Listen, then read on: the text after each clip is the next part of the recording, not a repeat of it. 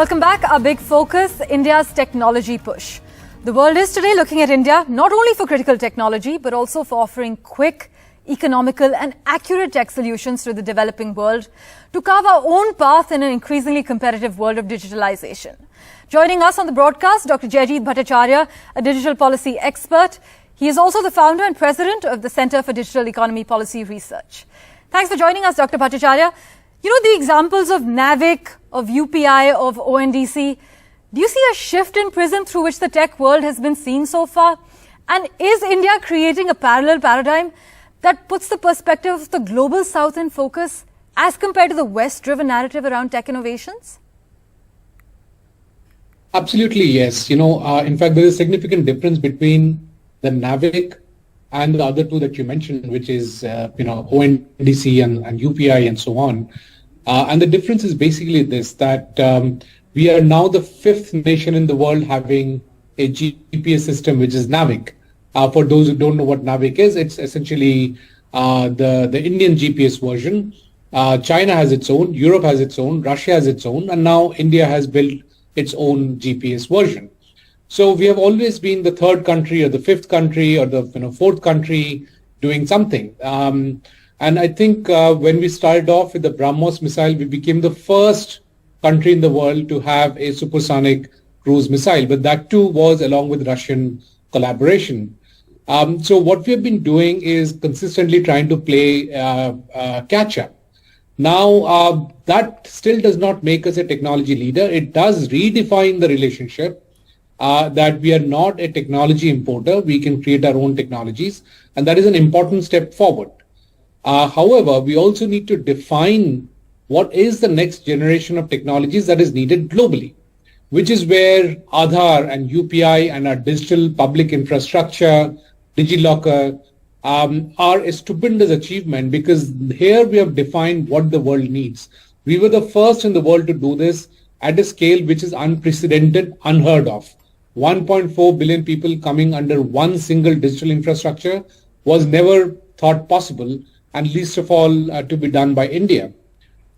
Right. In fact, smartphone manufacturers like Apple, Samsung and Xiaomi have in the past been asked to make their phones NavIC compatible.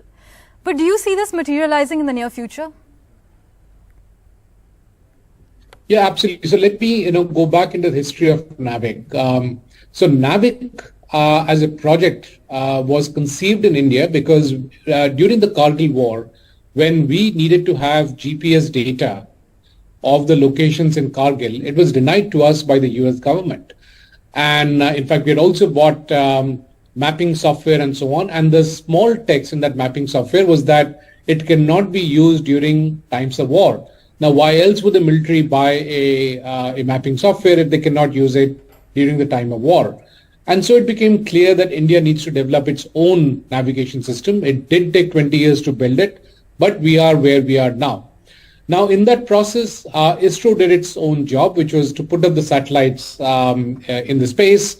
So, as you know, GPS or NavIC system is based on satellites, and you need to have very, very precise clocks, which are driven by atomic clocks, which then drive what is the time at which the signals are sent. And based on that timing, the position is calculated. So this is an extremely complex piece of technology that works up there. Now, on the ground, you would need microprocessor chips, which will be able to take these signals, triangulate, and tell you what is your position. But the emergence of indigenous tech in the global south, it's designed prioritizing the needs of the developing world and can be adapted worldwide, as we've seen. But is this viewed as a refreshing alternative for the West, or more a threat? How do you see this? So there are a couple of threads going on from a technology geopolitics. One is obviously the China plus one factor, which has led to the issue of supply chain resilience. If a large amount of supply and manufacturing is based on China being a critical factor in that supply chain, and if China decides not to provide those equipment or uses it as a weaponization of diplomacy, which is what they did with Japan when they stopped the critical raw materials, critical minerals being sent to Japan, which is important for electronics. it was basically war being played out in a different way. And we have seen the same threat coming in from China in the recent years during the COVID time. And hence it's important that the world moves towards a more diversified supply chain, which is where India plays a very critical role. In the modern world, it is not right to believe that we can have our independent, completely indigenous supply chain, everything being within India, although that's what everybody else is trying. That's what US is trying, that's what Germany is trying, Europe is trying, and perhaps we should try to an extent that is feasible.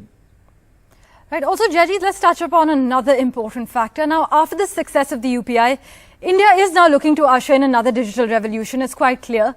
But this time in the e-commerce space.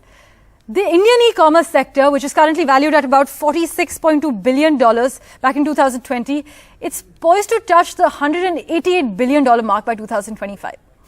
You think ONDC has the potential to be a real market disruptor in the presence of e-commerce giants like the Amazons and Flipkarts?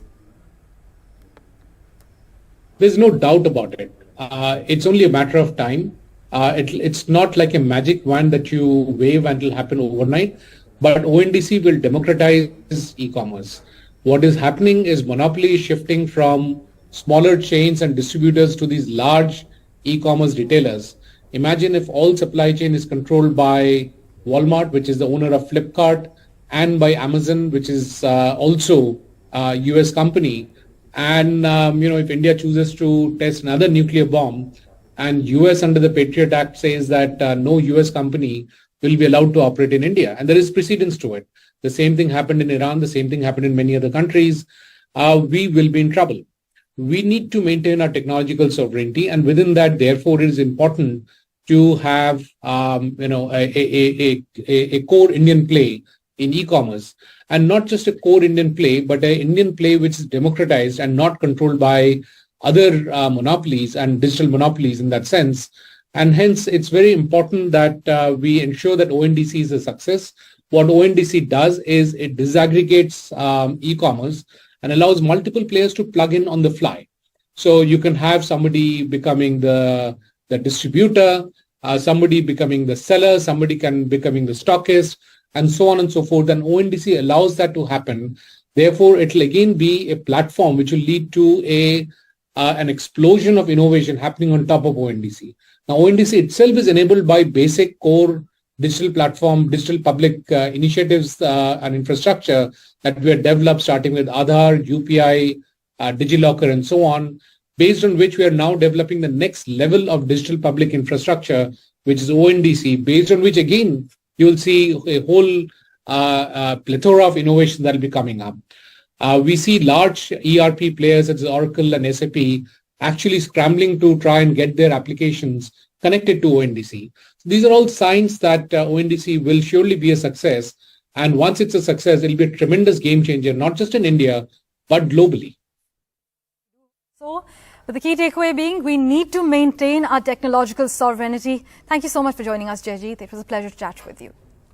With that, we're slipping into a very short break. News and updates continue on NDTV 24/7. Do stay tuned.